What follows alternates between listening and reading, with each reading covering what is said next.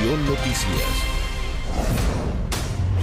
Muy buenas noches, bienvenidas, bienvenidos a Chilevisión Noticias. Partimos con información de último minuto. Nos vamos inmediatamente al sur del país, a Purén, porque en este momento se está evacuando la Villa Estadio debido al rápido avance de un incendio forestal en ese lugar. Martín Ortiz nos va a contar lo que está ocurriendo. Martín, buenas noches.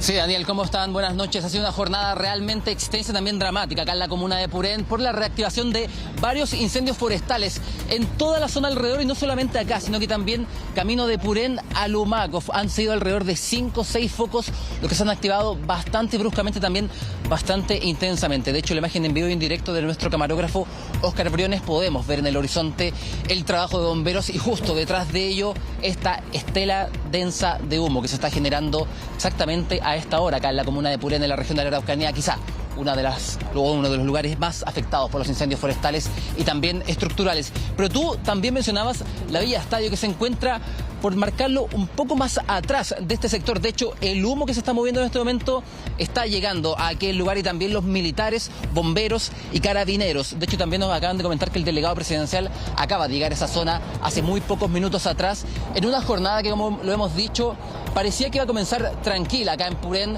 vimos un cielo despejado, una temperatura relativamente agradable, 29-30 grados, una humedad también bastante agradable, pensando en las condiciones climáticas que se podrían generar para un incendio. Pero desde un momento a otro, a eso de las 12 del día, 1 de la tarde, varios focos se empezaron a reactivar simultáneamente, y 2 en específico. El que estamos viendo en este momento, que es más bien de corte forestal, y el que también podría darse en este mismo sector, pero por la parte trasera, que ese es el que afecta o podría afectar directamente a las casas de la Villa Estadio, en una emergencia que ha congregado a distintos cuerpos de bomberos, y no solamente a ellos, como los vemos en estas imágenes, también a voluntarios, a retroexcavadoras, a camiones aljibe, también a personas voluntarias que han traído parte de aquellos enseres y también aquellas maquinarias para poder trabajar en conjunto con los bomberos. De hecho, hace muy pocos minutos atrás estaban sobrevolando por este sector alrededor de 2 y 3 o 3 helicópteros que estaban en la zona también descargando agua, mientras los bomberos realizan labores en tierra y también con las mangueras y las retroexcavadoras realizando cortes de fuego. Pero también hace unos 30-40 minutos atrás se vio el TEN Tanker sobrevolar esta zona, pero no realizó ninguna descarga, lo más probable debido al humo que se concentra en este momento. Pero lo más probable, también se está viendo quizás la posibilidad de que el TEN Tanker pueda moverse hasta este lugar. Para eso, miren, pasemos a ver estas imágenes, pero también ambientes de lo que ha sido esta jornada y lo que se ha vivido, lamentablemente, acá en la zona de Purén, en estos incendios forestales que se logran o se volvieron a reactivar lamentablemente durante esta jornada.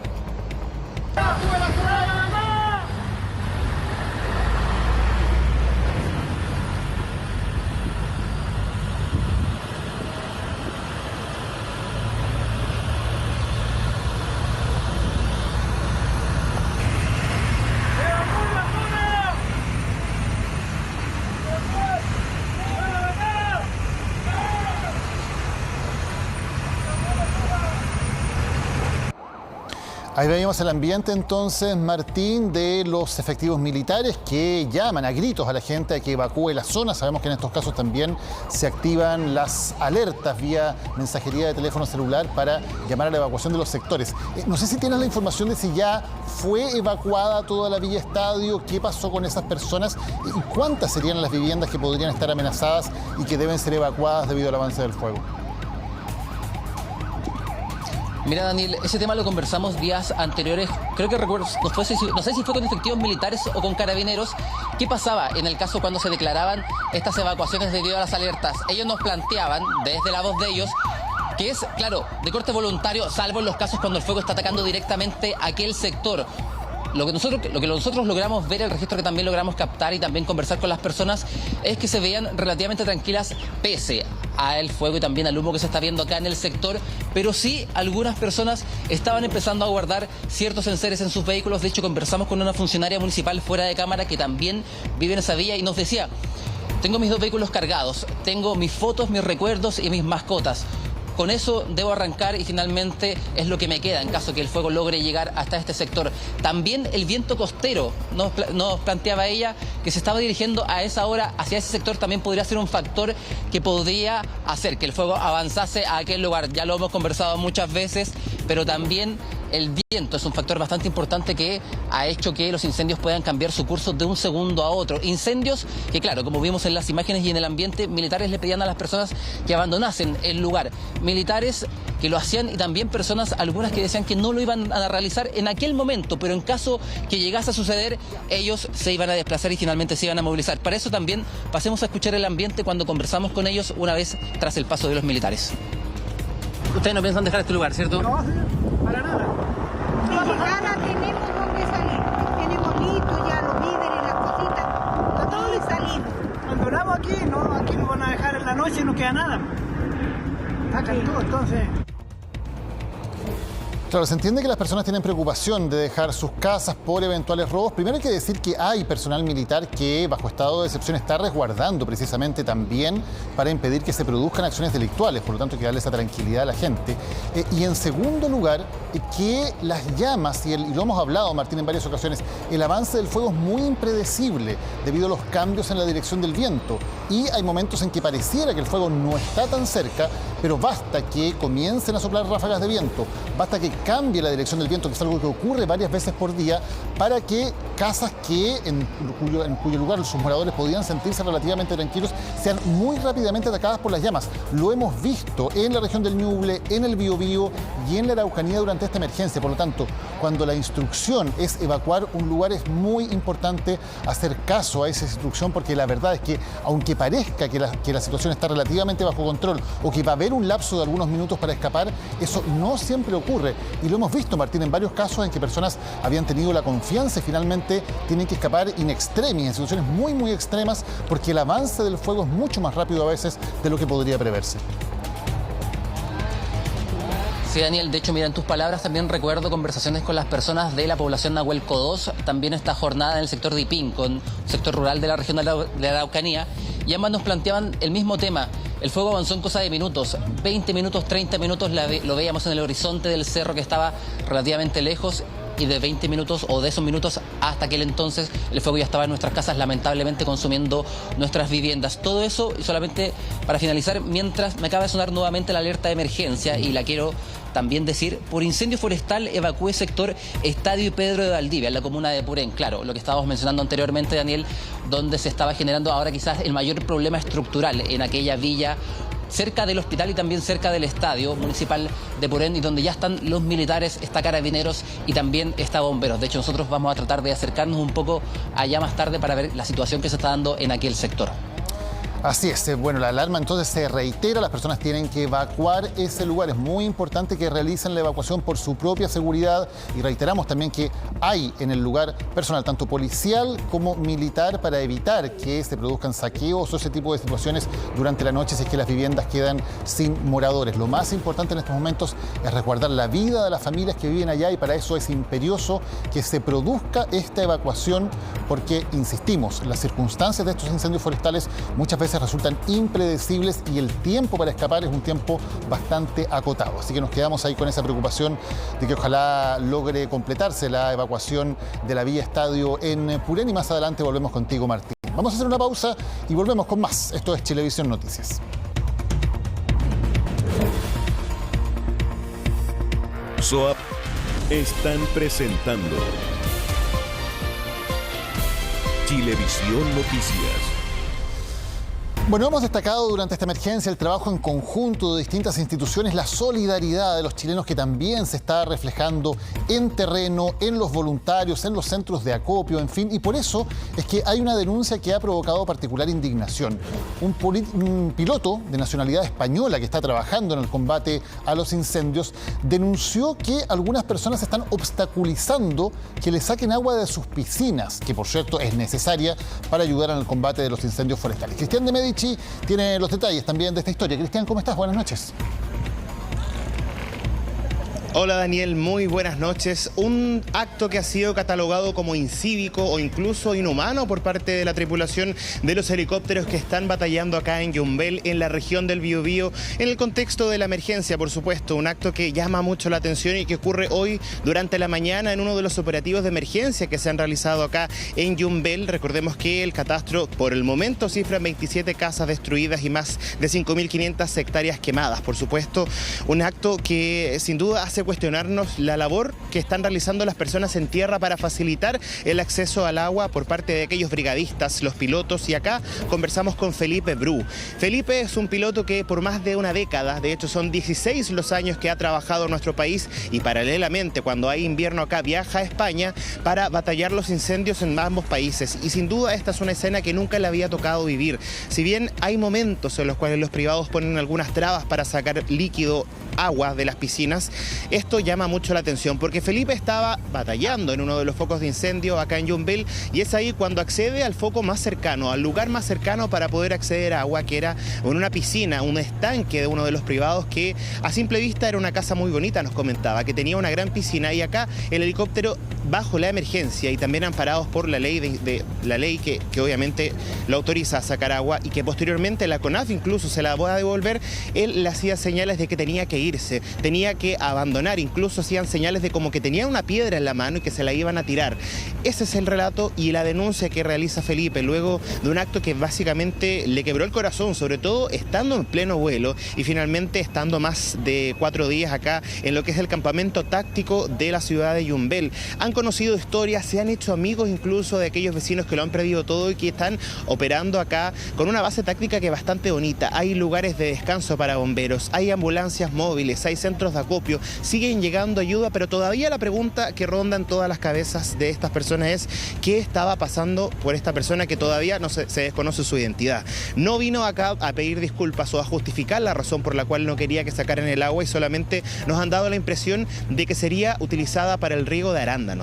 Llama mucho la atención, son muchas dudas que vamos a estar respondiendo más adelante, pero quiero que partamos nuestro despacho con las palabras del piloto. Conversamos con él, desafortunadamente no pudimos tenerlo en vivo porque él tiene solo el límite horario de que hasta las 9 de la noche él puede despegar, solamente porque las penumbras obviamente es una situación mucho más difícil para poder volar un helicóptero, una aeronave de semejante envergadura. Por eso preste mucha atención a las declaraciones del piloto español y seguimos relatando un poco también lo que ha significado este acto, que ojo, también se repite en otros focos de incendio y en otros países obviamente, y él nos cuenta mucho más. Escuchemos. En este momento habíamos cargado como 2 o 3 veces en ese punto de agua y ya llegó un coche ahí en el mismo lugar de la laguna, bajaron 3 personas y empezaron a hacer señales, aspaviento con la mano, como fuera, fuera, fuera. El aspaviento es como el que te voy a tirar algo. Y con la mano como te voy a tirar algo. Entonces, ante la posibilidad de nuestra propia seguridad, decidimos irnos a la laguna de Santiago, de Estación Yumbel, que la cual estaba como a 4 minutos de vuelo y 4 minutos de vuelta. Entonces estábamos en la salvada de 3 casas y la verdad que yo creo que a este hombre le importó más sus arándanos que la casa de sus vecinos. Sí, ahí está el testimonio que ha provocado evidentemente indignación. Hay que decir varias cosas. Primero, estamos hablando además de un piloto que viene de España, que viene aquí arriesgando su vida. La labor que hacen los pilotos de helicópteros es tremendamente peligrosa, es muy riesgosa. Las condiciones de visibilidad no siempre son las ideales. Están trabajando bajo mucha presión y enfrentarse además a un problema como esto realmente es algo que ellos no merecen, por cierto. Y lo otro, estamos bajo estado de excepción constitucional en estas regiones. Una de las condiciones del estado de excepción es que permite requisar bienes privados en el caso de que sean necesarios para poder enfrentar la emergencia. Por lo tanto, también desde el punto de vista legal y constitucional, no tiene derecho el propietario de esa agua de poder negarla o de poder decirle que los equipos de emergencia no pueden utilizarla. Entonces, por cierto, acá hay desde el primer lugar un punto de vista ético, humano, de sentido común, pero además también la ley respalda que esos elementos, si son necesarios para el uso, para enfrentar la emergencia, tienen que ser facilitados por sus dueños, de quienes se espera total colaboración y en ningún caso obstruir o incluso poner en peligro la seguridad de la labor que están haciendo estas personas, Cristian. Sí, Daniel, tú lo comentabas, ese estado faculta de hecho a expropiar efectivamente, a agarrar estos bienes para poder servir en la emergencia, y además la CONAF ya lo ha señalado en otras emergencias. Ellos al momento de sacar agua de lugares privados, ellos tienen un mecanismo que puede calcular la cantidad de líquido que sacan, que en promedio son entre 10.000 a 15.000 litros en estas bolsitas que traen debajo de los helicópteros, y ellos tienen registro de cada una de las cargas que ellos sacan de estos lugares, y posteriormente la CONAF CONAF les devuelva a los privados esos elementos, esa agua. Por supuesto, acá llama mucho la atención, sobre todo porque él nos comentaba que en España le ha tocado vivir situaciones muy similares. Nos relataba que incluso hay privados que han establecido hasta unas cuerdas para atrapar estos canastos que tiran agua y así evitar que el helicóptero pueda despegar. Es un acto de egoísmo total en plena emergencia. Obviamente no hay respuesta y no hay justificación alguna para poder validar el acto de esta persona que, como lo decía Felipe, al parecer le importan más los arándanos que las viviendas de las personas. Y de hecho también conocimos el relato de él en el sentido emocional.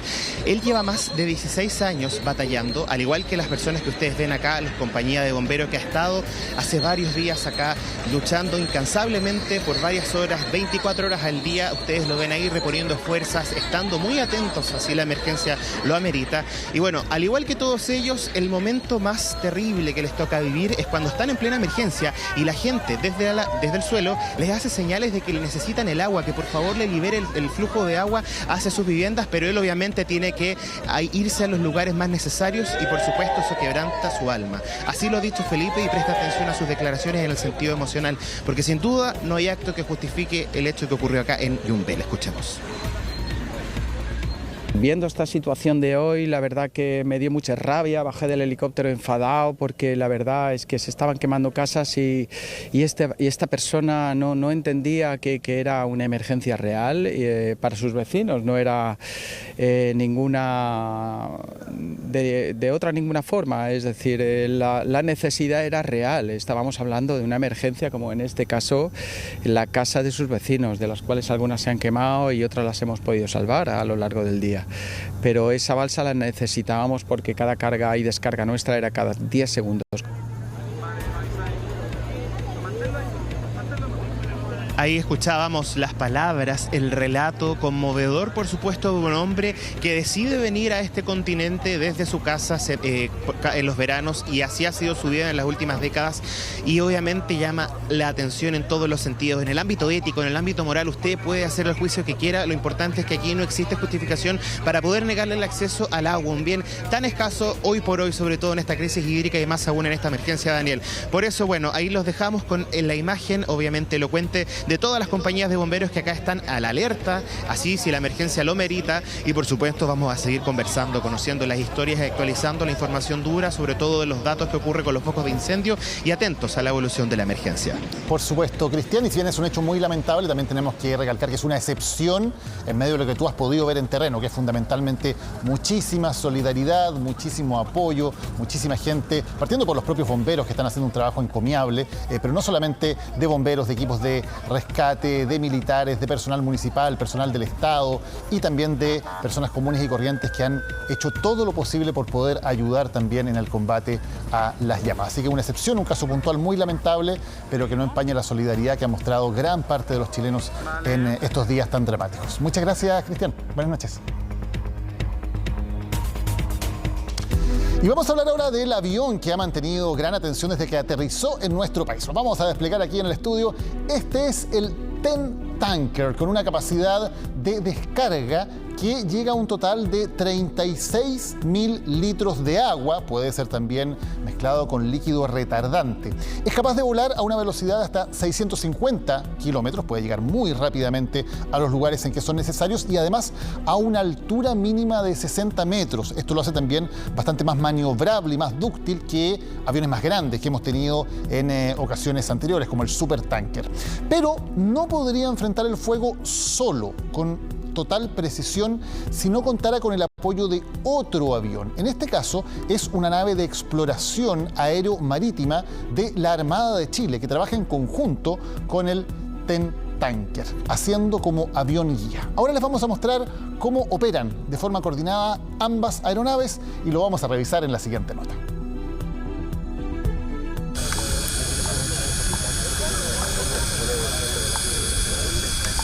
Nosotros ya de manera exclusiva no solo le vamos a mostrar los ojos del TEN Tanker, vamos a volar con el avión de la Armada, que es el encargado obviamente de guiar al TEN Tanker ahí, ya Máximo se los va a mostrar de inmediato. Es el Caza 295, si bien el TEN Tanker es el avión estrella que ejecuta y lanza el agua para combatir los incendios forestales, su labor no sería posible sin la ayuda de esta aeronave de la Armada. Este avión son los ojos del otro. Este avión le da las instrucciones de dónde puede y no puede ir, es el guía. Una vez que tengamos las instrucciones, vamos a despegar, las condiciones están bastante buenas para operar. Vamos a ir al sector de los incendios. Ustedes desde arriba van a poder ver la magnitud del incendio. Antes de eso, los pilotos de la Armada y del TEN-Tanker se reúnen con la CONAF, quien da las directrices de los puntos complejos donde se debe actuar. Y no son improvisadas, sino que se hacen reuniones de coordinación inicialmente con la gente de CONAF, que son los que tienen más experiencia, con nosotros, que somos los que ponemos en este caso los medios, y también con los pilotos estadounidenses. Hola. Permiso. Teniente, bueno, ¿cómo es el hecho de volar en estas condiciones climáticas donde la nubosidad, se sabe, es alta? ¿Y cómo es la coordinación que hacen con el TEN-Tanker? Primero nosotros despegamos, en este caso acá estamos establecidos en el aeródromo Carriel Sur, y primero nosotros nos establecemos en el área, verificamos dónde están los focos, cuáles son los focos más importantes, para que sea un uso efectivo del toda el agua que llega al TEN-Tanker.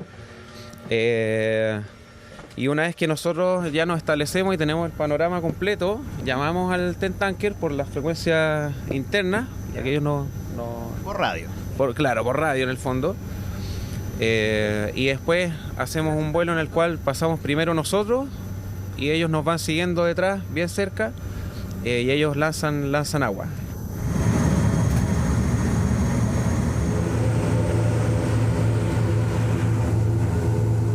Comienza el sobrevuelo para guiar al TEN-Tanker, no sin antes sortear dificultades. Yo creo que lo más difícil vienen siendo las condiciones de visibilidad y también las condiciones del terreno acá. Son sectores con muchos sectores montañosos donde se genera mucha turbulencia. El Caza 295 posee cámaras infrarrojas para detectar los focos de incendios, pues la complejidad del terreno sumado al humo dificulta la tarea. Es una cámara infrarroja y es en el fondo porque ustedes van a ver cuando volemos que hay mucho humo, pero en todo ese humo que hay, los focos de incendio son lugares puntuales en el fondo, ¿ya? Y ahí nosotros podemos guiar al TEN-Tanker. Llevamos aproximadamente 20 minutos de vuelo en dirección al sur de la ciudad de Los Ángeles, donde ya se pueden identificar algunos focos de incendio. Esta información es relevante porque luego de este sobrevuelo se va a entregar esa información simultáneamente a la tripulación del TEN-Tanker para finalmente ir a esos lugares a combatir las llamas. Y es así como gracias a la labor de esta aeronave de la Armada es que el TEN-Tanker logra realizar sus descargas de forma certera para combatir los incendios de manera rápida y segura. Por cierto, esta es una emergencia que sigue en pleno desarrollo, pero los balances preliminares hasta ahora muestran lo grandes que han sido estos incendios forestales.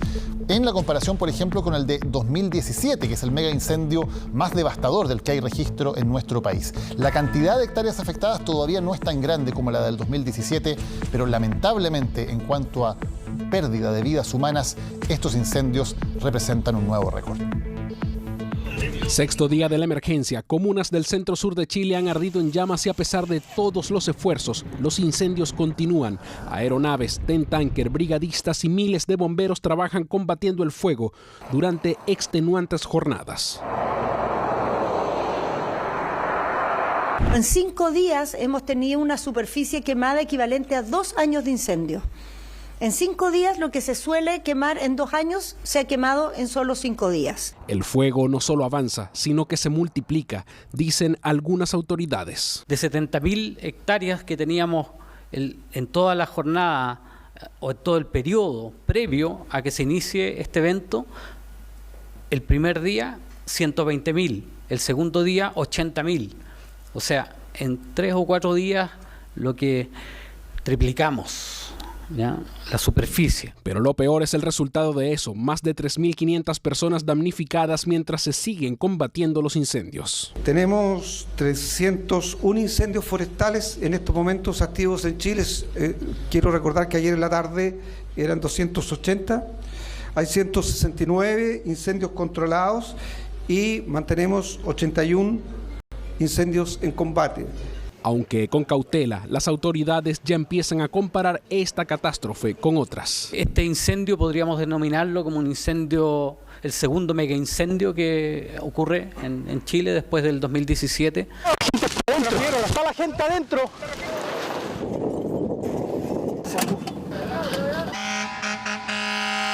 Aquella vez en las regiones del Biobío, Maule, la Araucanía y otras más, el fuego consumió más de 183.000 hectáreas y más de 3.000 personas quedaron damnificadas. ¿Cómo puede ser posible que los dejen quemando? El fuego ya aquí va muy sobrepasado para allá. Se pone de poto, por si acaso hay que arrancar. Andábamos llevando a otras personas y se me quemó la casa con el taller incluido. El fuego dejó un drama inédito, pero sobre todo un precedente. Chile es vulnerable a los incendios forestales y aquel, el de hace 6 años, ha sido hasta ahora el más devastador de la historia. Byron pertenece al Cuerpo de Bomberos de Puerto Montt, ha sido voluntario por más de 25 años. Hoy combate el fuego en Lumaco, región de la Araucanía. Lo hizo también en la emergencia pasada. El año 2017, como me consultabas, era capitán. Fui el líder de la fuerza de tarea que concurrió a la ciudad de Nacimiento, Coelemu y Portezuelo. Un equipo de Chilevisión Noticias lo entrevista en minutos de descanso. Aprovecha para hacer comparación de esta con la emergencia de 2017. Dice que si bien los factores de combate no cambian, reconoce que esta vez hay más recursos, aunque asegura pudieron aprovecharse antes. La entrevista se termina porque la emergencia llama. Creo que los recursos están. Hoy día tú ves que está trabajando el Tentanker. A lo mejor esto pudiese haber llegado unas semanas antes y hubiésemos evitado muchas pérdidas. El dolor de la gente que en este minuto está sin nada. Está saliendo la emergencia. Ya, los dejo, chiquillos, pero estamos con eso. Muchas gracias. El fuego avanza y no da tregua por 6 días consecutivos. Autoridades piden no bajar los brazos y ahí están los voluntarios, brigadistas, vecinos y bomberos en combate, sin descanso para que lo peor se acabe pronto. La primera comandante del Cuerpo de Bomberos de Lumaco dirigió las primeras labores de contención de incendios en terreno, sin saber en ese momento si su propia vivienda y su familia estaban o no a salvo. Son historias que se repiten entre los bomberos que siguen trabajando en la zona de catástrofe. Hoy la autoridad advirtió que habrá multas si alguna empresa exige a los bomberos que vuelva a su trabajo. ¡Dale, muchachos! ¡Vamos, caro! Échalo arriba, a la niña. Échalo arriba. Para. Échalo arriba. ¿Cómo se van a quemar, weón? Suban.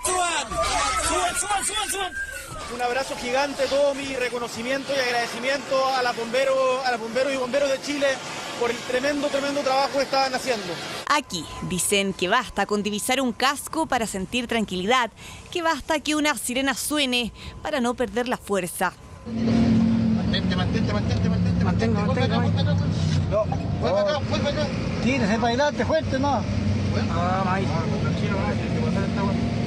Yo confío en usted, May. Todo esto significan para las comunidades afectadas.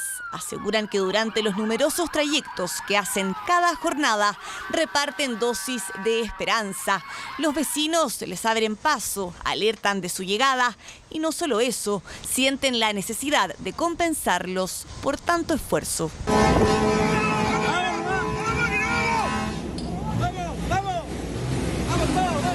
Es una decisión que yo no se la doy a nadie. O sea, yo todavía tengo el peso de que se quemaron casas porque nosotros no pudimos dar respuesta, pero no es porque no hayamos querido, sino porque nos vimos sobrepasados. La verdad las cosas es que por las diferencias de emergencias que nosotros estamos acostumbrados a combatir en el sur de Chile, es muy distinto a lo que nos llegamos a encontrar allá.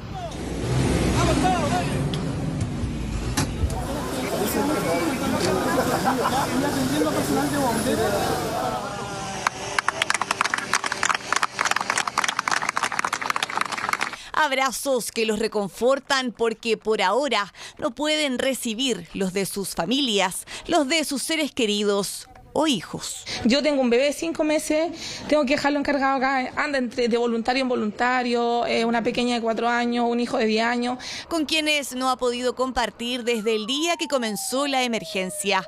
Son los sacrificios de estos voluntarios que han decidido dejar sus casas temporalmente para salvar vidas.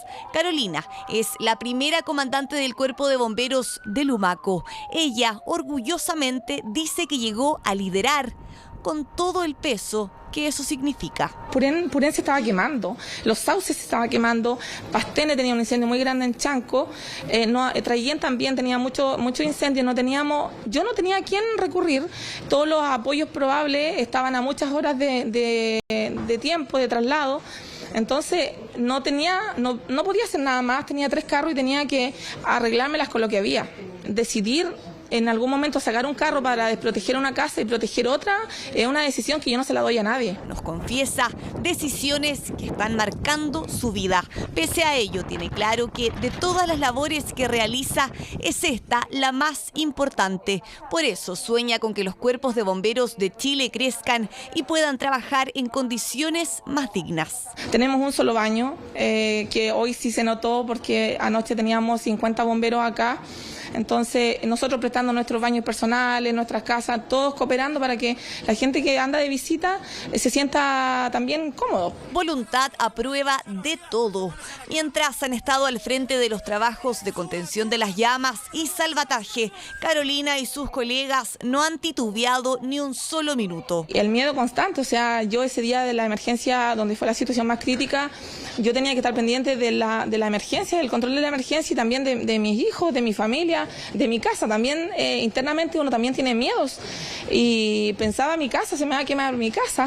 Temores que esconden bajo sus trajes es que, aunque a menudo lo olviden por la emergencia, todos tienen una vida paralela a la del servicio. Yo soy empresario gastronómico, me dedico a la gastronomía, tengo restaurantes en Santiago. Dentro de mi labor profesional yo soy ingeniero constructor, tengo una empresa constructora y afortunadamente cuento con un equipo que me apoya, que me da esta instancia de poder haber salido. Nosotros salimos el día sábado desde Santiago. Por suerte he tenido la oportunidad de poder venir a trabajar acá al sector de nacimiento. Sobre este punto se pronunció la autoridad, aclarando las garantías que da la normativa chilena a los trabajadores que además son voluntarios. Ante las denuncias que hemos recibido de que distintos empleadores están haciendo retornar a los voluntarios de bomberos a su lugar de trabajo, como gobierno queremos ser enfáticos. El Código del Trabajo garantiza el derecho de estas personas a ausentarse del lugar de trabajo mientras dure la emergencia, sin descuento de remuneraciones ni que sea causal de despido. Exhaustos, lejos de sus familias, pero con un compromiso social irrestricto. Por lo mismo, los gestos de afecto y gratitud no cesan. Historias bajo el casco, dignas de contar y admirar. De nuevo, lo reiteramos, la ley protege a los bomberos y, por cierto, les facilita que puedan estar haciendo ese trabajo como bomberos y que no sufran ningún tipo de problema en sus fuentes laborales.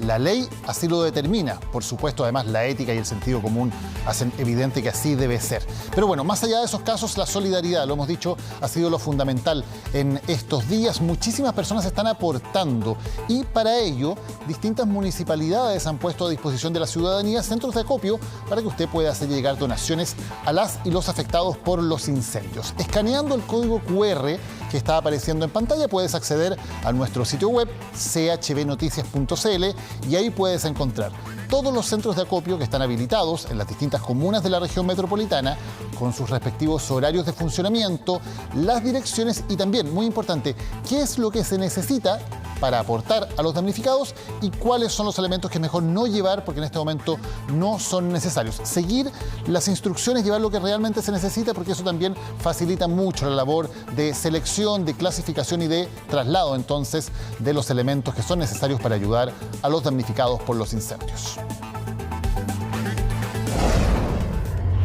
Y entre los más afectados están cientos de agricultores que han perdido años de trabajo en estos incendios. Las pérdidas también afectan fuertemente a los viñedos que están instalados en la zona de emergencia.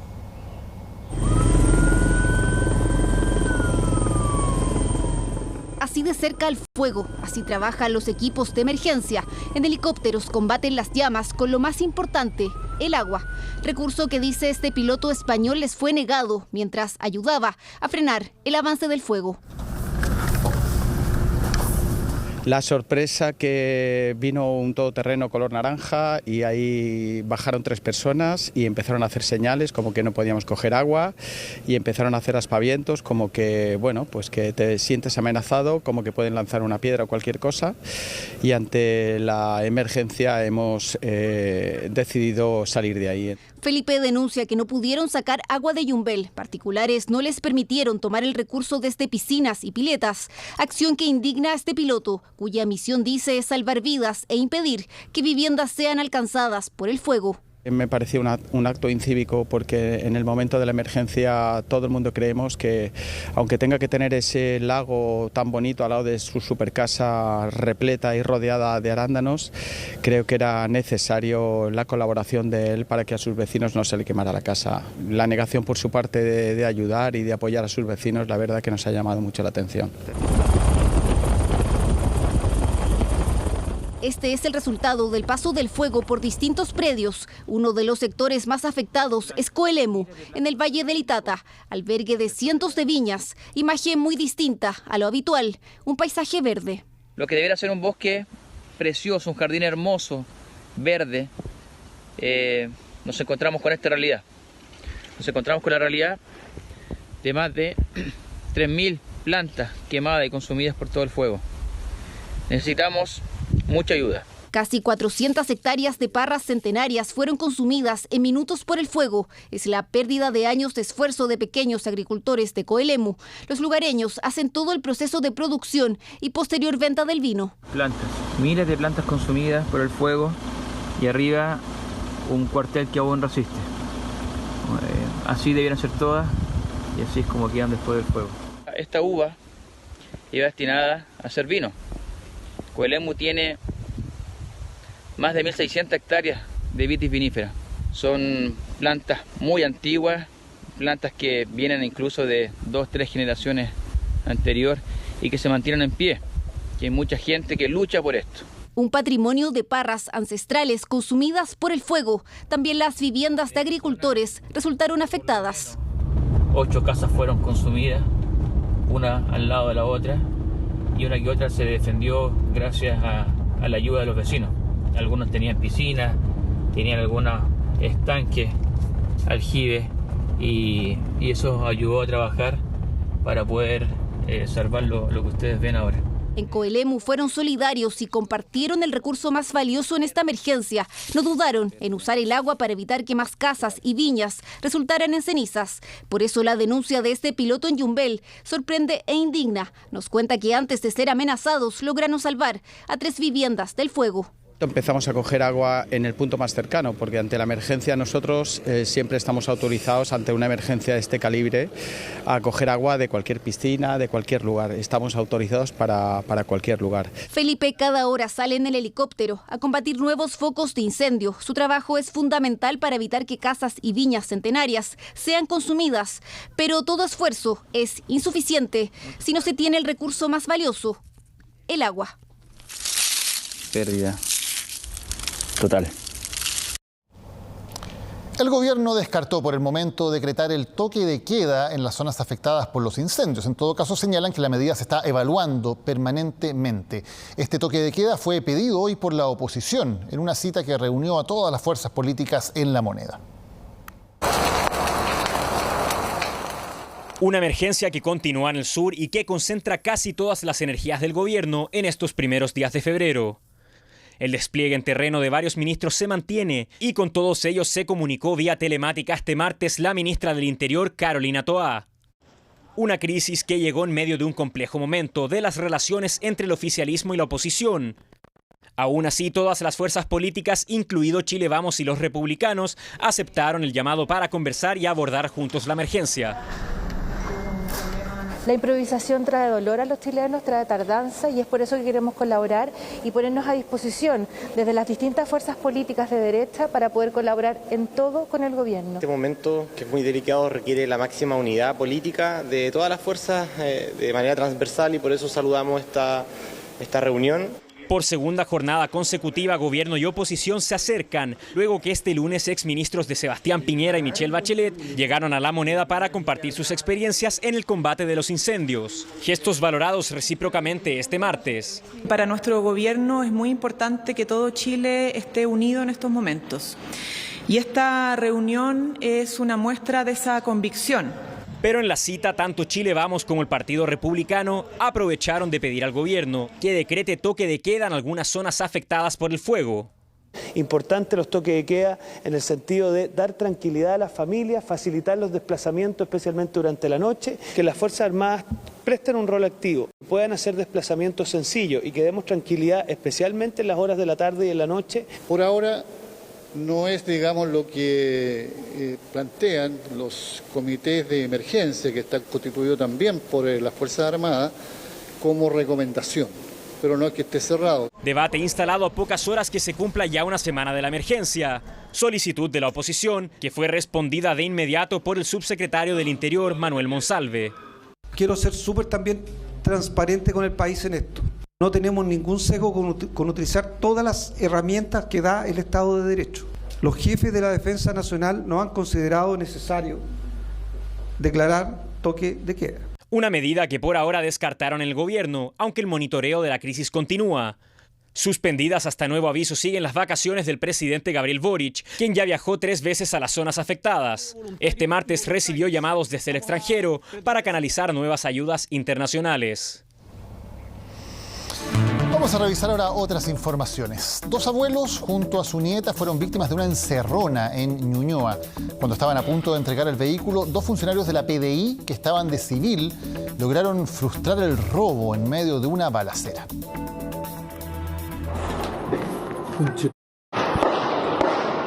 Cuando me aparece un delincuente con pasamontaña y con una pistola y pega 2 disparos al aire.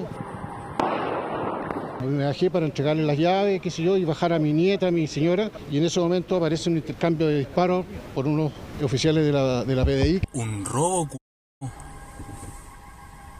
hermano.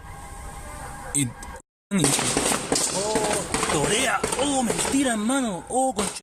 Están cayendo balazos para aquí mismo. Repeliendo estos balazos, enfrentándose directamente con los delincuentes, casi a quemarropa, por así decirlo.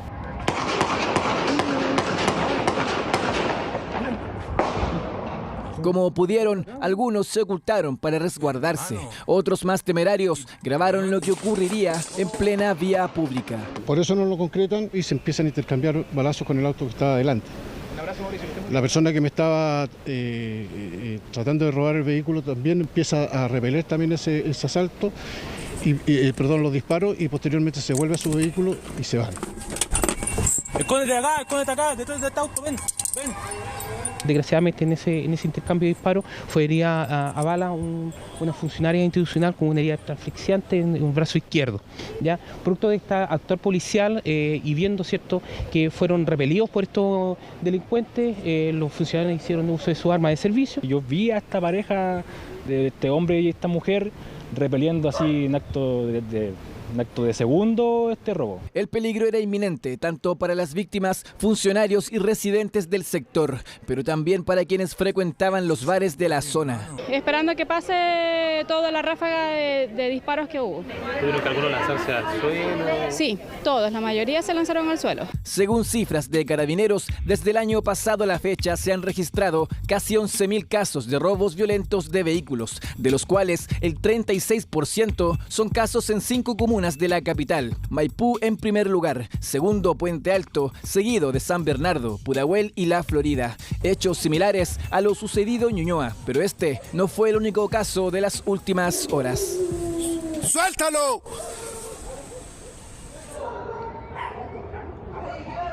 Y él venía dando la vuelta hacia el departamento. Y ahí fue que acá en la esquina se les cruzó el vehículo, creo que fueron 7 tipos. Y lo apuñalaron. Con pocos minutos de diferencia, otra encerrona tuvo lugar en la comuna de San Miguel. En este caso, la víctima intentó frustrar el robo, intentando escapar a pie, con las llaves de su auto. Quienes le dieron alcance, le propinaron diversos golpes de pie y puño y le provocaron algunas heridas cortantes. siendo así como logran sustraer las llaves del vehículo y huir al interior de este en dirección desconocida. Con el pasar de los minutos, el vehículo fue encontrado en la comuna de San Bernardo y la víctima se recupera de las heridas por arma blanca. La PDI está tras la pista de los responsables, como también de quienes realizaron la encerrona en Ñuñoa. Torea, mentira, hermano. Seguramente las caras que vamos a desplegar aquí en nuestra pantalla van a ser muy conocidas para ustedes, porque son figuras políticas históricas de muy largo recorrido que estaban retirados del primer plano de la contingencia política, pero que se inscribieron ayer como candidatos a las elecciones del Consejo Constitucional. Revisemos quiénes son. Andrés Saldívar, por ejemplo, 86 años de edad, fue ministro de la época de Eduardo Frei Montalva, después de seguir una larga trayectoria política, por cierto. Jaime Rabinet, exalcalde de Santiago por la Democracia Cristiana, exministro de los gobiernos de Lagos y Piñera, 76 años, ahora aparece como candidato por Evópoli. Sergio Vitar, del PPD, 82 años de edad, fue ministro desde el gobierno del presidente Salvador Allende, antes del golpe militar. Carmen Frey, 84 años de edad, figura histórica de la democracia cristiana, ex senadora. Y Ricardo Núñez, del Partido Socialista, 83 años, fue senador durante 2 décadas en nuestro país. Son casos llamativos que se dan en gran medida porque quienes sean electos el 7 de mayo van a quedar inhabilitados para las siguientes elecciones municipales y parlamentarias y por lo tanto ese cargo se vuelve poco interesante para las postulantes más jóvenes de este proceso. Fue una jornada muy tensa la de la inscripción y la negociación. Llegamos con estos y otros nombres y esta es la nota que cuenta cómo fue la inscripción de los pactos para las elecciones de consejeros constitucionales. Buenas noches, muchas gracias y perdón por la espera. Fue una larga jornada de negociaciones, tanto así que algunos lo resintieron este martes. La inscripción siempre es larga. Con harto café hoy día en la mañana. Una energética. Pero el reloj marcó las 12 de la noche el lunes y los partidos ya habían inscrito a sus candidatos para la elección del 7 de mayo, que definirá a los integrantes del Consejo a cargo de redactar una segunda propuesta constitucional. Nueva constitución, aunque con varios nombres que no son tan nuevos. Los exministros y exparlamentarios abundan en las listas que presentaron los partidos. Esta es la constitución que yo usé mientras fui senador después de la vuelta a la democracia. En el pacto Todo por Chile, que integran el PPD, la DC y el Partido Radical, figuras como la ex senadora Carmen Frey, además de los exministros Andrés Saldívar y Sergio Vitar, son parte de la nómina de candidatos. Construir la democracia nos costó mucho. Entonces, nos dolió que esto fracasara. Yo he sentido que no me puedo restar y que la gente decida si mi experiencia y mi trabajo de futuro les sirve.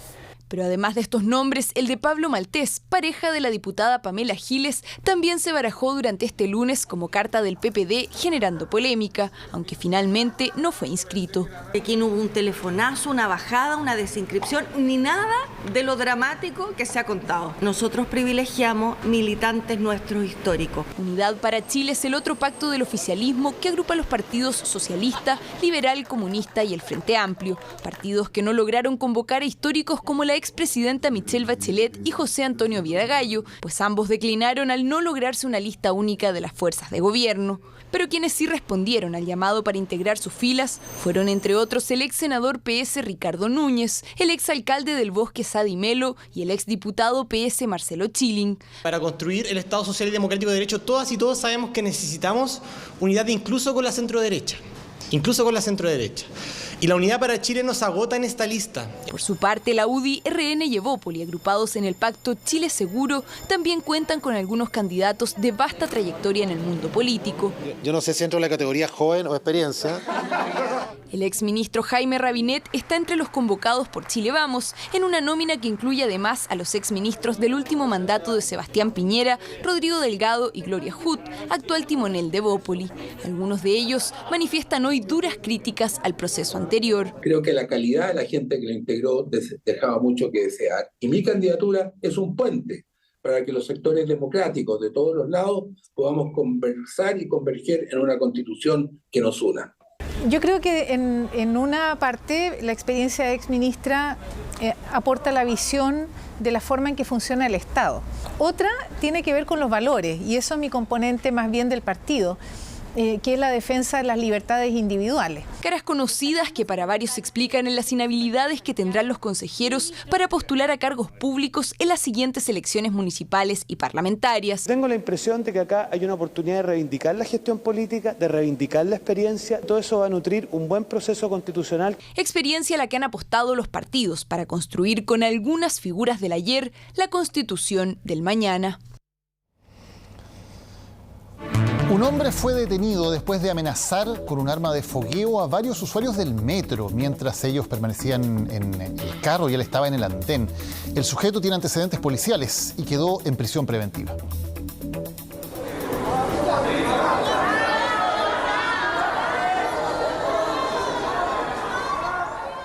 La mayoría de los pasajeros intentó alejarse cuando este individuo, que discutía con otros usuarios que se encontraban al interior de un vagón, extrajo un arma y comenzó a amenazarlos. Todo esto mientras permanecían detenidos en la estación Santa Ana, combinación entre las líneas 2 y 5 del metro.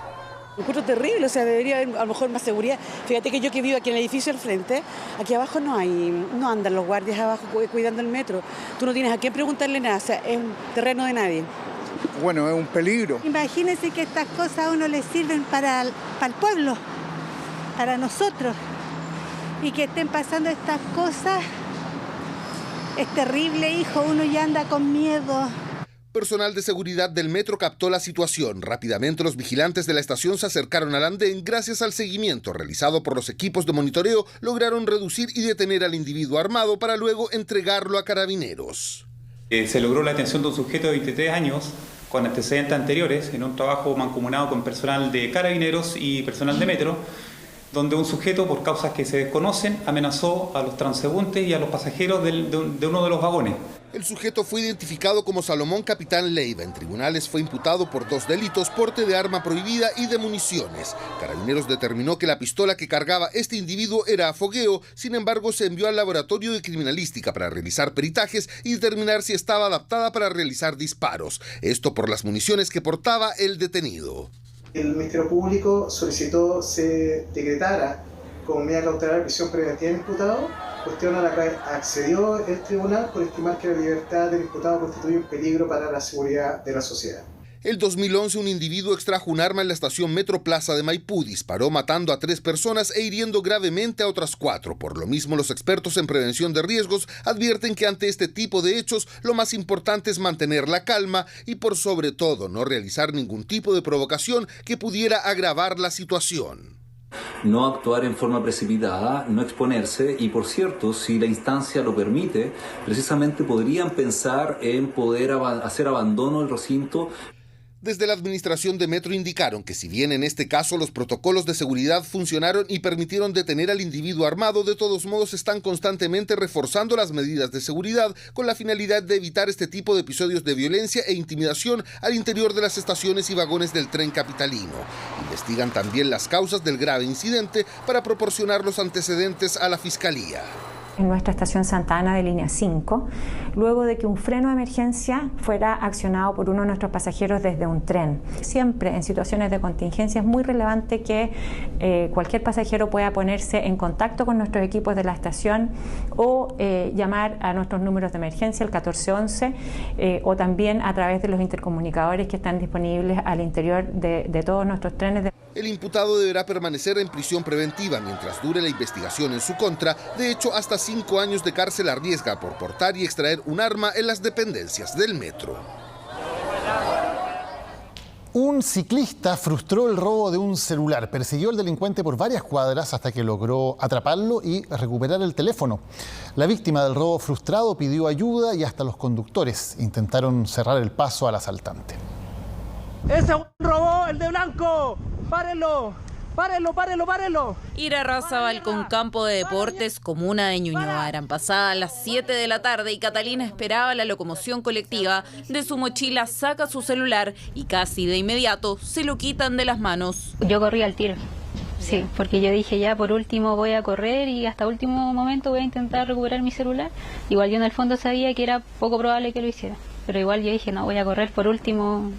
Algo lograré, no sé, llamar la atención y justamente eso fue lo que pasó. ¿Qué, mi amor? ¿Qué? Oh, sí, persigámoslo. persigámoslo. Ignacio se encontraba a solo una cuadra de distancia cuando se da cuenta de la situación. De repente veo que mi pareja para y me dice que le robaron a alguien, yo no me di cuenta.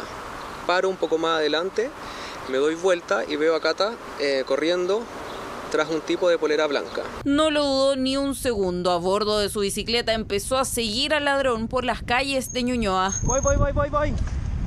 ¿Te robó? Sí. El hombre intentó escapar a toda costa, pero hasta los conductores de vehículos se incorporaron en su búsqueda. Una verdadera persecución a la que incluso se unieron los vecinos. Ahí veo como en el momento que mucha gente va a la misma dirección. Un auto, 2 autos dan la vuelta, le paran como un poco el paso para que siga avanzando. ¡Ese robó, el de blanco! ¡Párenlo!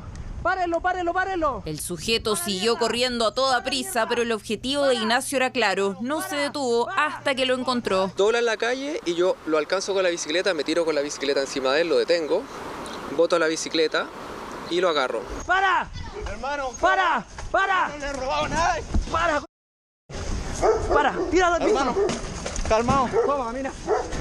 ¡Tírate al piso! Junto a otros ciclistas, Ignacio logró reducir al antisocial y retenerlo en el lugar. Ahí llegó Catalina, quien nunca dejó de correr. Este es mi teléfono y este es el mío, mira, tío. Hermano, ¿estáis robando? ¿Viste que estáis robando? Entre muchas personas lo agarraron y ahí yo le quité el celular. Se negó, dijo que era suyo. Y yo le dije que no podía ser de él porque mi celular tiene unos stickers y ahí se lo quité y lo guardé. La verdad que yo no pensé mucho en el después. Cuando reduje a este tipo, lo único que me preocupé fue de mirarle las manos. Porque anteriormente, por ayudar a otra persona, me enterraron un cuchillo. Final feliz para Catalina, pero una detención ciudadana que no deja de ser arriesgada. Lo más aconsejable siempre es que abstenerse de esto, porque es una situación riesgosa. Generalmente estos ladrones no andan solos. Entonces, si yo voy y a tratar de detenerlo, puede que me encuentre con otra persona que no le he visto y me pueda atacar por la espalda.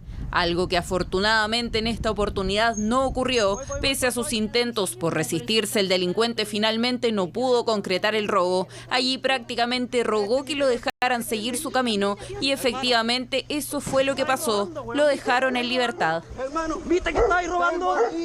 ¡Estabais robando! De una. Y después yo no tenía como darle las gracias, como que yo le decía gracias, pero quería darles algo, no sé, un chocolate, una galletita. De hecho, al ciclista lo invité a tomar once después para que darle las gracias a él y a su pareja, que fueron los que me ayudaron.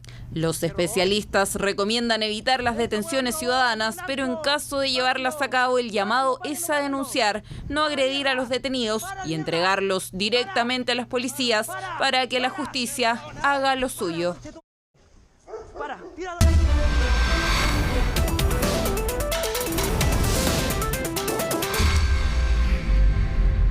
La proliferación de la venta de comida callejera es uno de los problemas que están enfrentando diferentes municipios en la región metropolitana. Algunos han optado por aumentar los decomisos y destruir toneladas de alimentos que no tienen resolución sanitaria. Otros han preferido regularizar a los comerciantes para darles un trabajo e intentar así recuperar el espacio público. Sin embargo, ninguna de estas medidas ha podido evitar que las calles sigan colapsadas por las cocinerías ilegales. Un problema hasta ahora sin solución, en el reportaje de María Fernanda Gándara y Francisca Enríquez.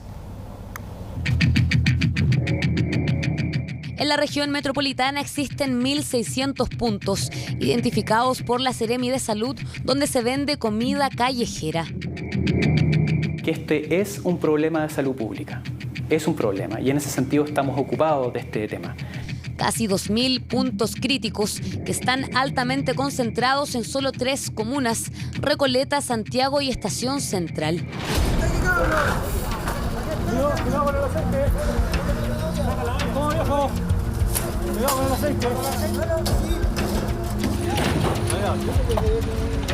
Todo se destruye porque no sabemos nada de la procedencia, la legalidad también de la procedencia.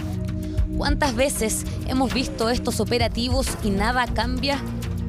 Nos vamos entrando a la calle Toro Mazote, una calle que es sumamente compleja en términos de la cantidad de comercio ambulante que hay en este sector. En efecto, los decomisos por parte de los municipios han aumentado en esos puntos. El problema es que al otro día vuelven a aparecer. O sea, no es suficiente. No. No es suficiente. No es suficiente. La mirada de la autoridad siempre tiene que ver con eliminar ciertos comercios de ciertos espacios de la calle. Pero los comercios informales son como una medusa. Tú le cortas una cabeza y vuelve a salir otra.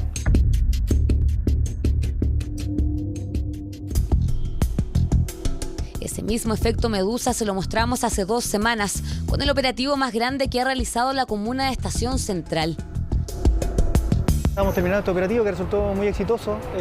Logramos al menos decomisar más de 60 carros. También hay más de 60 detenidos que se lo está llevando hoy día la PDI. Para nosotros es muy importante el poder ir recuperando este espacio público. Hoy, los mismos ambulantes se vuelven a apropiar de la misma avenida. Todo el trabajo, todos los fondos y esfuerzos destinados a eso revelan que el problema es mucho más complejo de lo que parece. Nos sentimos como el último eslabón de una cadena donde distintas instituciones fallaron.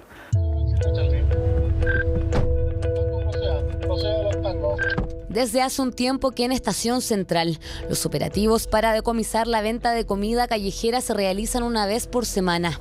Un fenómeno que durante los últimos años proliferó exponencialmente en la comuna y que reconocen se salió de control. Este es un tema que en el caso nuestro es multifactorial. Acá nosotros nos sentimos que estamos en una especie de tormenta perfecta. En un lugar, en una comuna donde proliferaron edificios en altura, que hizo que llegaran cerca de 95.000 personas en un periodo muy corto de tiempo. Por otro lado, hemos visto cómo aumenta la capacidad de fuego, nos sentimos donde hay más violencia. Y por otro lado también que el fenómeno migrante que nos azota a nosotros como comuna. O sea, nosotros entendemos que hoy día que migrar es un derecho humano, sin embargo no en estas condiciones. Es la crisis migratoria la que justamente se ve reflejada con los carros de comida instalados en las diferentes esquinas.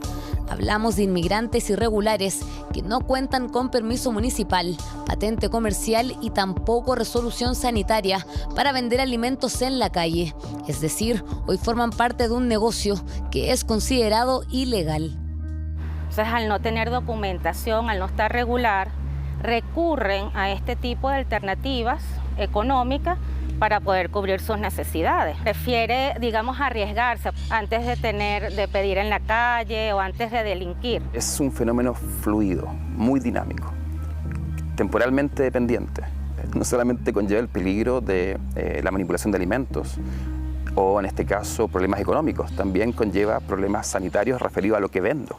¿Cómo cuánto usted puede ganarse así al día? Mira, para serte sincera, no se gana como antes. Yo invierto 100 lucas, 150 lucas, a veces saco 70 lucas. ¿Qué ganaba? Al siguiente día lo que me sobra tengo que volver a vender. Negocio al margen de la ley, y a pesar de ver una disminución en sus ganancias por la gran competencia que existe entre los mismos ambulantes, pareciera ser económicamente muy seguro. Reconocían en la comida callejera una forma de tener un trabajo flexible. Mujeres que debían cuidar a hijos, por ejemplo. Que tienen que ver con el poder llevar dinero todos los días a tu casa. Los rangos de ganancias no son bajos, están por sobre el sueldo mínimo, incluso duplicando. Entonces es una opción que hoy día tiene muchas más ventajas para quienes están enfrentando una situación que puede ser de crisis económica. La realidad, dicen los expertos, es que si la venta de comida callejera funciona es porque existe una gran demanda. ¿Qué contiene el ceviche? Tallarines, papa, camotes, cancha, choclo, salsa huancaína, picante. Ah, ya, son 2 tipos de salsa. Sí, este es sin picante y este es picante. Oportunidad perfecta para explotar este negocio ilegal por parte de aquellos inmigrantes que llegaron sin documentación a probar suerte a nuestro país. Donde además, para algunos expertos, el Estado chileno no actuó a tiempo. ¿Esto es pescado? ¿Cerdo? Ya. El Estado es garante de los derechos y es protector de los derechos. Entonces, ¿cómo hacer en estos casos que se sale de las manos porque no hubo un control de la movilidad o de la migración en este caso? Cocinería ilegal que el mismo DICTUC ha analizado en más de una ocasión durante los últimos meses y que confirma por qué esta fuente de trabajo se termina convirtiendo en un problema de salud pública. Muchos de ellos presentan elevados niveles de microorganismos y condiciones en las cuales no son adecuadas para el expendio de un alimento. Llámese la manipulación, ¿cierto? Las condiciones de almacenamiento o conservación de estos alimentos y, lógicamente, malas prácticas asociadas a no usar los elementos de protección adecuados. Sin ir más lejos, solo hace algunas semanas, la Seremi de Salud se encontró en la comuna de Recoleta con pollos faenados que no solo no cumplían con la cadena de frío, sino que también habían sido pintados de color amarillo para mejorar su aspecto y ser más atractivos para el consumo. Se ha observado que existen faenamientos clandestinos, por ejemplo, de venta de carnes rojas como de pollo. Toda la venta ilegal en la vía pública, no tenemos ninguna seguridad de dónde provienen esos alimentos, por lo tanto el llamado es a no consumir. No solamente genera un riesgo microbiológico de una enfermedad aguda, sino que también genera riesgos crónicos asociados a que podrían estar contaminados los alimentos con pesticidas, con alergenos, con metales pesados, con otro tipo de sustancias que también son peligrosas, pero que no generan una enfermedad aguda en el momento, sino que podrían generar una enfermedad a largo plazo. Solo entre la comuna de Estación Central y Santiago se saca de circulación 1000 carros de comida al mes, que son destruidos con azul de metileno por parte de la Seremi de Salud, con el fin de que no puedan volver a ser utilizados. Nos dimos cuenta que había oportunidades en que, a pesar de ser decomisada la comida y después dispuesta en un lugar disponible para ello, habían personas que retiraban estos alimentos y los volvían a poner a disposición. Fiscalizaciones que han sido tanto para Santiago como para Estación Central junto a la Seremi de Salud la estrategia de combatir las cocinerías ilegales y en consecuencia recuperar el espacio público. Cuando llegamos a la dirección, este equipo que se dedicaba a esta labor trabajaba para eventos específicos. Nosotros lo que hicimos fue duplicar el equipo y ponerlo en los 3 turnos, o sea, 24/7. Barrio Mex, lo que es el casco histórico, lo que es el Parque de los Reyes, lo que es la Avenida Mata, lo que es Franklin, son nuestras prioridades. El problema es que cada vez los decomisos son más complejos en términos de seguridad. Muchos, lamentablemente, están asociados también a delitos. Están alertas y preparados para los decomisos. Cuando vamos a decomisar siempre tenemos respuesta y defensa de parte de ellos y todos los carros los tiran hacia la casa. Entonces nosotros vamos y van corriendo todos y los esconden ahí. Se ha estado trabajando junto con la Seremi de poder decomisar no solamente el comercio que se está ejerciendo, sino que los lugares donde se están confeccionando estos carros y también los lugares donde se guardan, que en algunos casos son incluso los condominios que están muy cerca de esos sectores. Sin duda aquí hay un gran negocio detrás. Muchas veces nosotros incluso quitando un carro al otro día están en condiciones de poder comprar otro y volver a instalarse. Lo máximo que pueden aspirar hasta ahora es que el vendedor no vuelva a su comuna y que simplemente se vaya a otro punto de la ciudad donde los fiscalicen menos. No conocemos casos donde erradicar este tipo de fenómenos haya tenido éxito. Como te comentaba, la comida es un fenómeno necesario para la comunidad. Es más, es un fenómeno bien visto por la comunidad. Mucha de la gente que accede a la comida valora la existencia de estos puestos. Entonces, erradicarlos es complejo. En algunos lugares del mundo se ha regularizado. O sea, regularizar el fenómeno es una de las medidas que ha funcionado. Decomisar y además regularizar el comercio informal es la postura del municipio de Recoleta. Con diferentes proyectos le han dado la oportunidad a más de un comerciante de poder estar dentro de la ley. De un carro de supermercado pasaron a tener su propio food truck. Ahora vienen, me felicitan, señora María, le felicito por el carrito y todo lo demás. Se ve mejor, se ve ordenado, entonces eso es lo que los clientes buscan eso, la limpieza. Cambió todo porque antes se ponían todos los comerciantes al medio, ahora no ves a nadie en el medio porque hay una organización. El objetivo es intervenir calles que se convierten en verdaderos patios comerciales, lo que no solo permite ordenar el espacio público, sino también aumentar la percepción de seguridad. Mucho mejor que antes.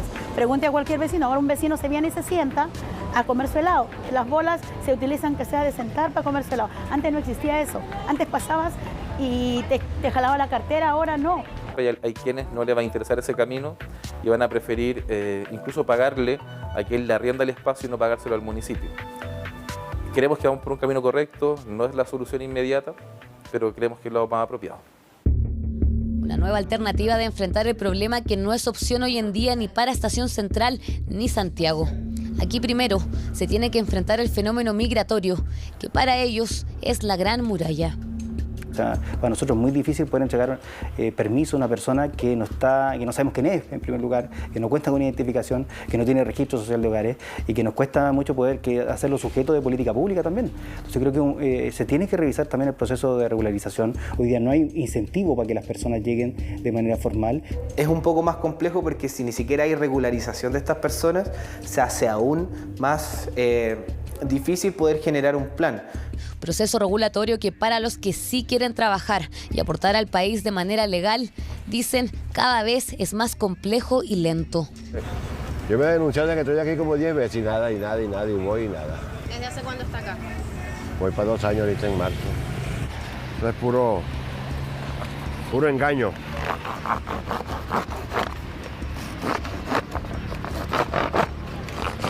¿Por qué engaño?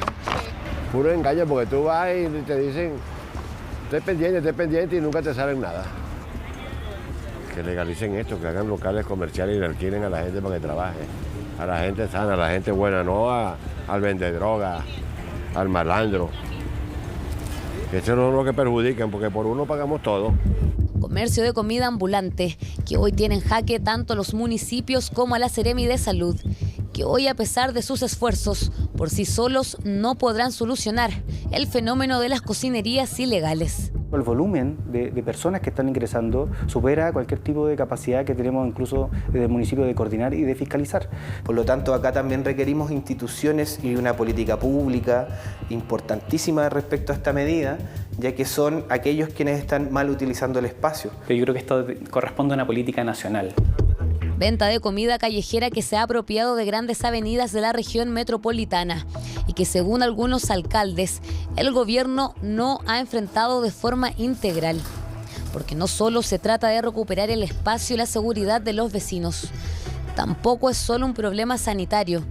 Se les olvidó que detrás de todo eso hay un problema social.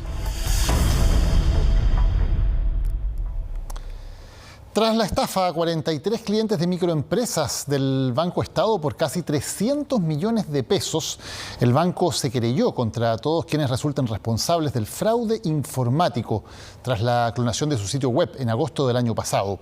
¿Cómo evitar caer en este llamado phishing? Se lo contamos a continuación. El hackeo, las estafas y la clonación de páginas web cada vez y lamentablemente se está haciendo más habitual. Y por ejemplo, a mi mamá la otra vez le hicieron una clonación de correo de todo lo del banco. De repente han mandado mensajes, cosas así como para que uno se meta al banco, pero nunca ha entrado. O compras que te hacen a través y tú te das cuenta porque te llega un mensaje. ¿Ves? Muchas modalidades de engaños a través de Internet, de las cuales en más de alguna ocasión hemos escuchado. De hecho, en agosto del año pasado, más de 40 clientes de microempresas de Banco Estado fueron estafadas por 290 millones de pesos en total. A raíz de eso, la entidad presentó una querella en el 7º Juzgado de Garantía de Santiago por el delito de fraude informático, acusando la creación de una página web de características muy similares a la oficial, ubicándola dentro de los primeros resultados del buscador de Google. Y una de las técnicas es el phishing, que es el engaño a través de un enlace y de simular sitios, por ejemplo, bancarios. Es por eso que a través de un comunicado, Banco Estado recalca que en este caso no involucra la seguridad informática del banco,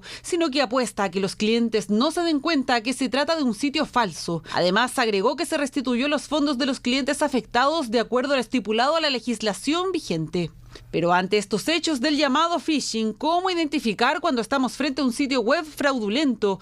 Acá algunos consejos. Si le llega un correo electrónico desde el banco con un link, ya es la primera, en este caso, bandera roja, que hay muchas con falta de ortografía y de redacción. Sin embargo, yo creo que los delincuentes cada vez están más especializados. Y sin ir más lejos, ponga atención a estas dos páginas. Se ven totalmente iguales, pero una de ellas es fraudulenta. Totalmente imperceptible. Solo por detalles del link la estafa se podría llevar a cabo. Por eso lo más recomendable es ingresar directamente a la página y no a través de un buscador. No confiaría solo porque el sitio está perfecto, sin problemas, sin signos de interrogación distintos. porque puede haber un delincuente detrás de esa figura. A veces también estos delincuentes pagan publicidad en Google de tal forma que aparecen en los primeros lugares de resultados. La querella de Banco Estado ocurre luego de que la Comisión para el Mercado Financiero multara a la entidad por 120 millones de pesos por no restituir los fondos a los casi 500 reclamos por hurtos, robos o fraudes. Siguen las labores contra el tiempo para intentar rescatar a las personas atrapadas después de los terremotos en Turquía y en Siria, mientras la cifra de víctimas fatales también sigue aumentando. Soledad Agüero nos viene a contar la actualidad internacional. Sole, buenas noches. ¿Cómo estás, Daniel? Claro, casi 8.000 víctimas fatales es el último balance que han entregado de los terremotos en Turquía y Siria. Los rescatistas han continuado durante esta jornada tratando de encontrar sobrevivientes y además conocimos el relato de una chilena residente en Turquía, quien nos contó parte de las deficiencias que ha enfrentado ese país a la hora de enfrentar sismos de gran magnitud.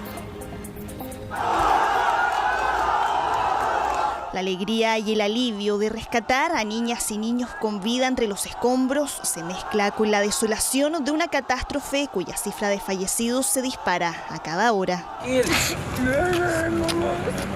Así se ha vivido en Turquía y Siria el día después de los potentes terremotos que dejaron a parte de ambos países en el suelo. Desafiando el frío extremo, las réplicas y el riesgo de derrumbe de los edificios que apenas resisten, los equipos de rescate continúan trabajando contra el tiempo para encontrar más sobrevivientes. Estamos aquí para ayudar. No hay Estado, no hay equipamiento para ayudar a la gente, no hay maquinaria. Todo lo hacemos con nuestras propias manos. Familias completas aún están atrapadas bajo las construcciones. Una catástrofe de la que nuestros compatriotas no han estado ajenos. El remesón fue así como es un remesón corto, pero así fuerte. Sale, decían. Y yo así como, no, si no pasa nada.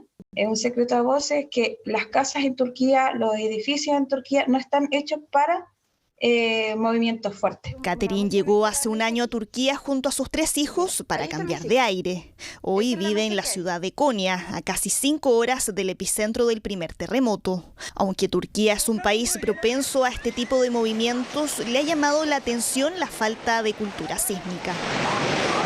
Estábamos viendo que la gente corría desesperada y había gente que caía y la pisaban, porque no saben dónde ir, dónde es seguro para correr, entonces corren para todos lados. Así quedó la región turca de Hatay, que se llevó la peor parte del terremoto, mientras en Turquía se enciende el debate sobre el estándar de sus construcciones. Si bien en los últimos años se introdujeron nuevas normativas para resistir los movimientos sísmicos, eso no se ha cumplido en un país donde la mitad de los edificios se han construido de manera ilegal. Aquí es como un Legos, un ladrillo sobre otro, y no hay nada intermedio. Como no están los edificios o las construcciones hechas para movimientos, es como que tú pusiste una torre de naipes, la moviste un poco, ¡pum!, se cayó. Turquía declaró estado de emergencia en 10 regiones por 3 meses, mientras desde otros países ya comenzaron a llegar los primeros envíos de ayuda para hacer frente a una emergencia que, según cálculos de la Organización Mundial de la Salud, podría poner en riesgo a 23 millones de personas. Y vámonos ahora a revisar lo que está pasando en Perú, porque además de la crisis política, ahora están enfrentando condiciones climáticas extremas, con aluviones que en las regiones del sur han dejado al menos 40 muertos, decenas de heridos hasta el momento, donde la peor parte se la ha llevado la provincia de Camaná, en la región de Arequipa, donde vemos ahí viviendas de construcción muy precaria, viviendas prefabricadas que han sido arrasadas por este aluvión, y hay 2.000 familias damnificadas, y esto además ocurre en una zona donde se desarrolla mucha actividad minera. Por lo tanto, aquí los equipos que han estado trabajando en el lugar dicen que posiblemente la cifra de fallecidos pueda aumentar, porque cree que en los socavones, ahí en las zonas mineras, pueda haber personas que quedaron atrapadas, y es por eso que ahora están pidiendo declarar emergencia por este desastre natural y que ha obligado ahora a las autoridades a movilizarse frente a estas lluvias que son normales durante esta época del año, pero que en estos momentos han sido más intensas que en años anteriores.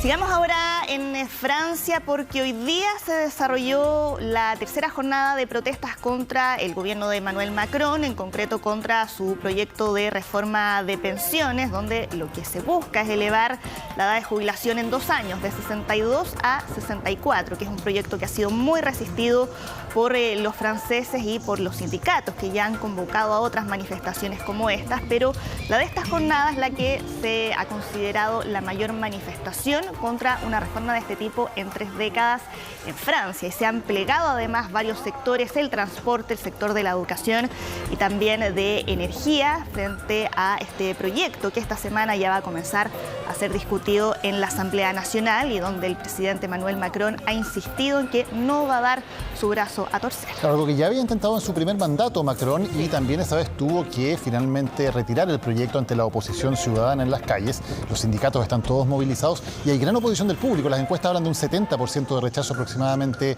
a la reforma que, dice el gobierno, es necesaria para evitar que colapse el sistema debido al envejecimiento de la población. Por eso dicen hay que ir subiendo la edad de jubilación. Pero las personas consideran que es quitarles un derecho social que ya tienen adquirido y hay una oposición muy fuerte por parte de la población que se ve en esto, como decías tú, Sole, las mayores protestas por una reforma social en décadas en Francia. Exactamente. Justo antes de la pandemia había sido el momento en que él había intentado presentar este proyecto, después tuvo que echar pie atrás por todo lo que vino, pero ahora en su segundo mandato ya ha dicho que va a insistir con este proyecto y que para muchos creen que eso pueda significar que enfrente un problema similar al que había enfrentado en su primer mandato con las protestas de los chalecos amarillos. Claro que sí, que fueron tremendamente masivas e incluso imitadas en muchas partes del mundo. Sí, y que ahora se suma además el alza en el costo de la vida, que ha sido la tónica que hemos visto en distintos países.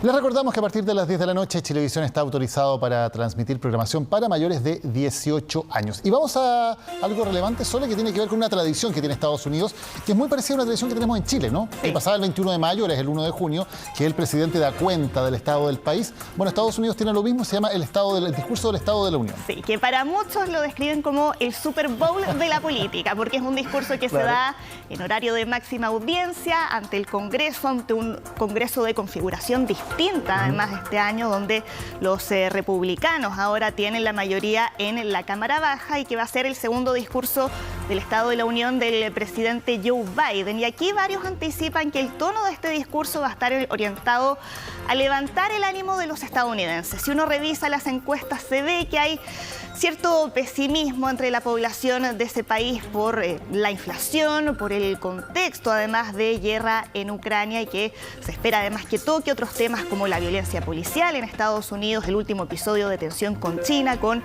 el globo chino, y mientras varios se están preguntando si es que Joe Biden va a ir o no a la reelección el próximo año. Claro, incluso una parlamentaria se sacó una foto diciendo que iba a ir con un globo a modo de protesta al discurso de la Unión. A las 11 de la noche, hora nuestra, ahí va a ser la hora de inicio de este discurso. Super Bowl de la política estadounidense. Gracias, Sole. Gracias, Daniel. Nos vemos. Buenas noches. Nos vamos a una pausa y volvemos con más.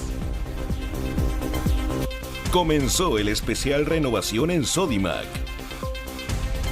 Están presentando Chilevisión Noticias. Estamos de vuelta con un problema que lamentablemente se repite todos los veranos, porque en Chile hay más de 900 playas y pese a que por ley ellas son playas públicas, muchas todavía tienen bloqueos por tener pendiente la fijación de ingreso o simplemente porque alguna persona niega el libre acceso a los veraneantes. Ha habido casos emblemáticos, pero la lucha por establecer un libre acceso en todas las playas del país es una batalla que todavía continúa. ¿Cómo es la fiscalización y cómo denunciar de manera efectiva estos incumplimientos de la ley? Lo revisamos en el informe que preparó César Carmona y el periodista Cristian de Medici. ¿Usted invadió una propiedad privada? No.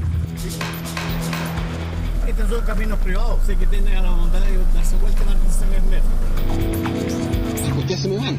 Entienda, señora, yo soy abogado, no me voy a discutir aquí, ¿ya? Que yo conozco del tema, que está en mi propiedad privada o que incluso no existe playa como tal. La lista de argumentos podría seguir eternamente. Casos emblemáticos donde incluso hay amenazas de por medio para quienes simplemente buscan disfrutar de un bien de uso público. ¿Usted tiene llave para abrir el portón? Sí, porque nosotros tenemos una caleta. ¿Por eso los dejan ingresar en auto? Solamente por eso. Oiga, ¿y pero no ninguna pregunta más pero este portón lo pusieron hace poco? No está hace tiempo acá puesto. Comenzaba el 2023 y esta era la primera denuncia que nuevamente evidenciaba el malestar de quienes buscan acceder a una playa versus los que por diversos motivos se toman mayores atribuciones de las que la ley les otorga. Hoy, martes 25, son las 12 horas y vamos con camino a Playa Mónaco, Playa Carrizalillo y nos encontramos con esto. Nos dirigimos a la quinta región. Es ahí donde llegamos a Longotoma, lugar donde ahora evidenciaremos el proceso que constantemente Bienes Nacionales, ministerio a cargo de la fiscalización, lleva a cabo tras las denuncias que llegan a su plataforma web. Recibimos varias denuncias acá en el sector de Longotoma y obviamente venimos a fiscalizar en terreno. Primero que todo, ver si es procedente la denuncia en el sentido, una vez que fiscalizamos tanto este sector como el otro sector que vamos a ir, eventualmente estar cerrados ambos accesos, nosotros tenemos que oficiar a la autoridad respectiva, en este caso la delegación presidencial, para que fijar un acceso en ese aspecto y obviamente oficiar también al colindante o al propietario, en este caso privado. Lo que menciona el Ceremi es importante, porque esa es la acción principal que busca garantizar el libre acceso a las playas y que para quienes persiguen la misma causa es quizás lo más difícil, ya que detrás de la fiscalización siempre está la negociación con el privado a quien sí le pertenece el terreno que limita con la ribera del mar. Todas estas denuncias que se pueden realizar son denuncias para que la autoridad tome conocimiento de cuáles serían los accesos o cuáles serían los lugares donde la gente quiere o tiene intenciones de acceder al bien nacional de uso público. Pero son ellos como autoridad quienes tienen que fijar estos caminos. Si ellos no fijan el camino, nunca vamos a tener la posibilidad de acceder a un bien nacional de uso público. Para que se haga una idea, Chile tiene más de 900 playas y de acuerdo a la plataforma de bienes nacionales, a la fecha ya hay 137 denuncias, 47 por acceso cerrado, 40 por cobro de acceso y en tercer lugar 17 porque un tercero impide el acceso a la playa. Ya en terreno, podemos constatar que para acceder hay que atravesar un terreno que, como ya lo imagina, pertenece a un privado. Es el acceso, como nos decían los vecinos y vecinas, histórico respecto a la playa, ¿cierto?, de Longotoma, y está cerrado. Y claramente nos encontramos con esta sorpresa, con un número de contacto que estamos condicionados a llamar para poder ingresar. Y como nos indica el cuidador del recinto, llamamos a la denominada reserva de Longotoma. Ya por el hecho de pedir permiso, se está infringiendo la normativa de libre acceso. Y acá comienza la eterna disputa entre privados y el ente fiscalizador. Eso no es un acceso a la playa, es un acceso a un fondo, a una propiedad. Sí, nunca ha habido un acceso a la playa por aquí. Ya, bueno, yo tengo otro antecedente, en todo caso, como bien usted sabe que todo acceso a la playa, más allá de que haya colindantes privados o que haya propiedad privada, tiene que estar garantizado el acceso a las personas a la playa. Finalmente no pudimos acceder al mar y ahora se deberá oficiar al privado para dar paso a la fijación del acceso, lo que se hace junto a la delegación presidencial. Proceso que recopila antecedentes, alegatos y audiencia de los afectados para finalmente fijar el trazado menos perjudicial para el propietario del terreno que colinda con el bien nacional, el que en este caso es una playa. Tener un terreno frente al mar es sin duda una suerte, un privilegio. Entonces uno esperaría que las personas que están en esta posición, lo mínimo es que también colaboren en garantizar que todas las personas puedan acceder a las playas que son un bien nacional de uso público y que nadie se las pueda dañar. Nadie puede actuar como si la playa fuera propia. En este caso, Longotoma, el terreno colindante a la playa es de una persona particular, de un privado. Para que él se le grave su terreno, se le grave un camino que conduce a un bien nacional de uso público, es la autoridad competente, bienes nacionales, en conjunto con los delegados presidenciales de esa región, quien tienen que fijar un camino y si eso se llama una servidumbre de uso público. El problema aparentemente no es el procedimiento, sino que la voluntad de los privados en seguir fomentando prácticas que hacen cada vez más difícil la fijación de un acceso. Si bien acá en Longotoma recién se dio el primer paso para fijar el trazado, se puede evidenciar que para poder tocar el mar hay que pedir permiso e incluso solicitar una clave numérica. Como les digo, ellos nunca tienen tienen dificultad que dense la gente a la playa. Por ejemplo, si usted quiere ir a la playa, tiene que hablar al administrador de acá, que ellos tienen un número ahí, en la entrada quizás se dieron cuenta que tienen un número, ellos pueden darle la clave y entran a la playa. Y eso es lo que se necesita a nivel nacional, que las autoridades, tanto en playa de mar, río, lago, fijen las vías de acceso al bien nacional de uso público. De lo contrario, nunca van a existir una multa a quien impide este acceso. Año tras año vamos a seguir con el mismo dilema, que el propietario impide, pone clave, pone candado, pone guardia, cobra, y no hay forma de multarlo hasta que la autoridad no haga su trabajo. En su página web, Bienes Nacionales posee una plataforma donde usted puede denunciar situaciones como estas de manera anónima. Por ahora, Longotoma permanecerá sin un acceso definitivo a su playa a la espera de que la fiscalización escale y quizás prontamente se defina un trazado que permita visitar la playa sin tener que pedir permiso o una clave. El legendario Puma Rodríguez es el primer coach confirmado para la segunda temporada de The Voice Chile. Desde Miami, José Luis Rodríguez nos va a contar ahora cómo está preparando su retorno a nuestro país, uno que ha marcado algunos de los hitos más importantes de su carrera. Si quieren venir conmigo a la tierra de las flores. Más de 60 años de trayectoria convierten a José Luis Rodríguez en uno de los ídolos más importantes de la música latina, con una verdadera avalancha de hits. Ay, Diosito santo, bájamela del cielo. El Puma pisará ahora suelo chileno para convertirse en uno de los coaches del programa de talento más exitoso del mundo. José Luis Rodríguez es el primer confirmado para la segunda temporada de The Voice Chile. Yo creo que nunca me fui de Chile. Yo llevo a Chile en mi corazón y creo que algunas chilenas y chilenos me tienen en su corazón también. Y participar de The Voice en la televisión chilena es para mí un orgullo. Es un privilegio compartir con un jurado espectacular. Puma Rodríguez, que a sus 80 años sigue vigente y activo. Atrás quedaron los días donde una fibrosis pulmonar casi lo saca del escenario. Fue operado en un complejo doble trasplante pulmonar. Simplemente un milagro de Dios. Estoy agradecido de Cristo que me dio un chance más, al donante, la familia del donante, a los médicos, a las enfermeras y toda la gente que oró por mí. Y estoy aprovechando esta segunda oportunidad de mi vida. Viva la numeración. Leyenda viviente de la música latina y que ocupará uno de los importantes asientos de coach de uno de los programas más vistos de la televisión chilena el 2022. Su lazo con nuestro país es más que fuerte.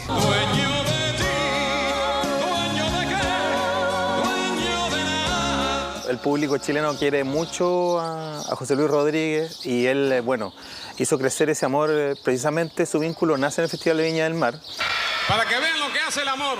El Puma, sentado en un piano blanco, recuerdo, dedicó una canción a Chile que decía: Chile, aquí se respira amor. Chile, aquí estoy, Chile, aquí vuelvo. Ahora, sin duda, el hito más recordado y que marca un antes y un después, cuando dijo: a veces hay que escuchar la voz del pueblo, y claro, tuvo una connotación política inmediata. Por haberte tenido olvidada. Puma Rodríguez, que es el primer flamante coach confirmado para la segunda temporada de The Voice Chile. Se vienen grandes novedades. Una de ellas es la incorporación de Diana Boloco como animadora junto a Julián Elfenbein. Un programa repleto de emoción y mucho talento que debutará pronto por las pantallas de Chilevisión. Antes de despedirnos, una noticia de último minuto. El TEN Tanker sufrió un desperfecto técnico y va a estar 3 días sin poder operar en el combate a los siniestros. Así lo acaba de confirmar el director de la CONAF. Señala que hay una fisura en una válvula y que recién el sábado podría volver a operar. El sábado también va a comenzar a operar el segundo tanque que va a llegar al país. El mecánico a cargo está viajando a Chile para reparar entonces este desperfecto que va a dejar el TEN Tanker en tierra en principio durante 3 días. Los detalles de la información ya están en nuestra página web chbnoticias.cl. Terminan con esto las noticias. Quédense en Chilevisión porque viene un nuevo capítulo de Yo Soy. Nosotros nos reencontramos nuevamente en Chilevisión Noticias mañana. Muy buenas noches.